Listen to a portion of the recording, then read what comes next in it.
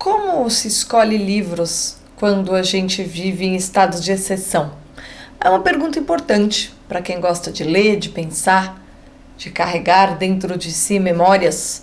E foi sobre isso que eu escrevi na minha coluna de hoje, que eu decidi compartilhar aqui, sabendo que nem todo mundo gosta de ler, mas muita gente consegue ouvir.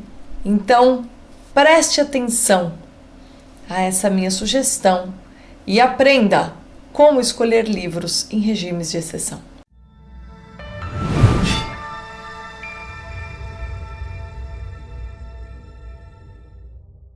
De tudo que faço, minha tarefa predileta é indicar livros para pessoas em busca de novidades interessantes. Eu adoro divulgar reedições de antigos romances, traduções tardias de estudos obrigatórios, relatos verídicos da miséria política mais devastadora, poesia lírica, épica e dramática e, sobretudo, literatura filosófica. O pouco caso que o regime de exceção vigente em nosso país faz da circulação de papel me estimula todos os dias a continuar. Na última semana, em meio à elaboração da terceira aula sobre o último diálogo que Platão escreveu, aquele sobre as leis, comecei a ler As Questões de Moral e Educação, do Émile Boutroux. Nunca tinha ouvido falar. O livrinho é ótimo. Um conjunto de ensaios curtos.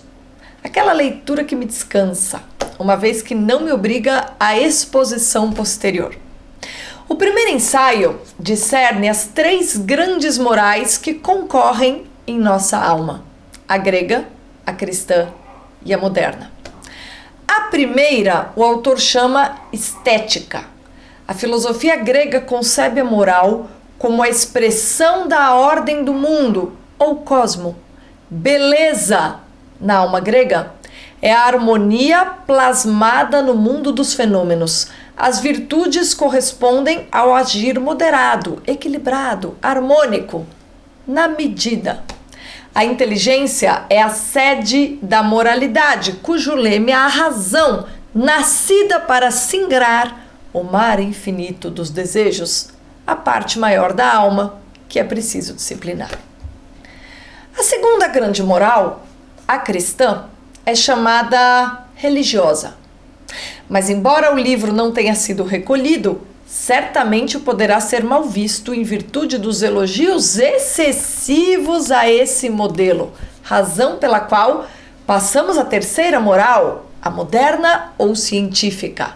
Afinal, é ela quem reina absoluta na tempestade do dissenso moral, fruto da liberdade ilimitada de pensamento que orienta cada homem a ser medida de todas as coisas para si, ou para todos, caso você pertença ao Tribunal Maior da Nação, cujas funções excedem a ideia antiquada dos gregos de agir conforme a natureza, o que significa disciplinando o desejo e mirando no meio para se ater às virtudes.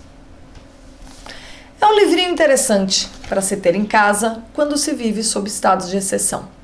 Um regime político diferente dos estados de direito, nos quais a defesa da caridade como centro da vida moral não é necessariamente enquadrada como demonstração inequívoca de intolerância e discurso de ódio.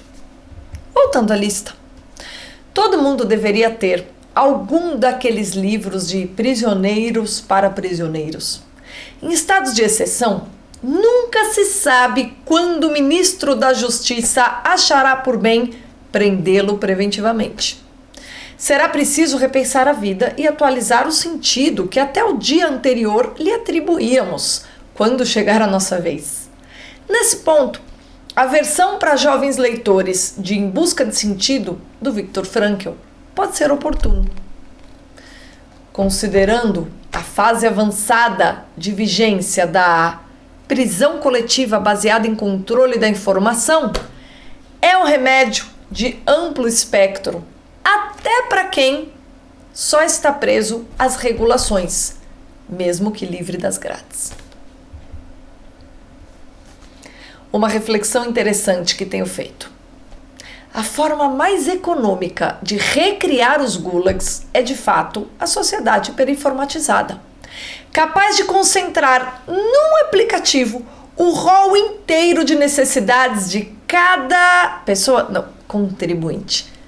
É um expediente de gênio fazer de cada um seu próprio denunciante. Tudo por meio de um aparelho comprado individualmente, logo, sem gerar gasto público e ainda gerando arrecadação. Mas coletivamente condicionante e burocraticamente acessível.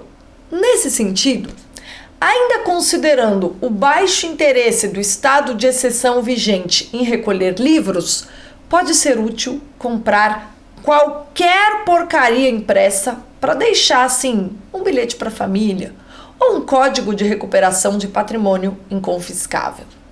Aqui, o ideal é escolher clássicos batidos em domínio público, de preferência naquelas edições da Martin Claret, que de tão baratas você não tem pena de usar, não exatamente como a biblioteca.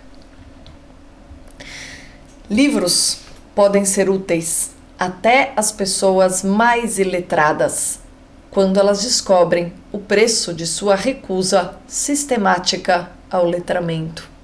Contudo, a depender dos humores dos ministros de Estado ou da necessidade de se criar bodes expiatórios inusitados, servem sobretudo a patriotas desesperados de humores sensíveis. Se você planeja desafiar as regras do estado de exceção, é bom reservar parte considerável de seu orçamento para uma biblioteca. Nunca se sabe se os familiares vão acertar nos títulos. Isso se as visitas permitirem a entrega dessa espécie de objeto.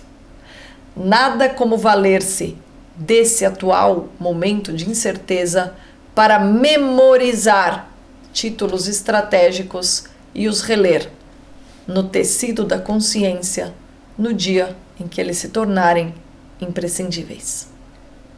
Se você entendeu o recado, os links estão na descrição. Obrigada pela companhia e até a próxima.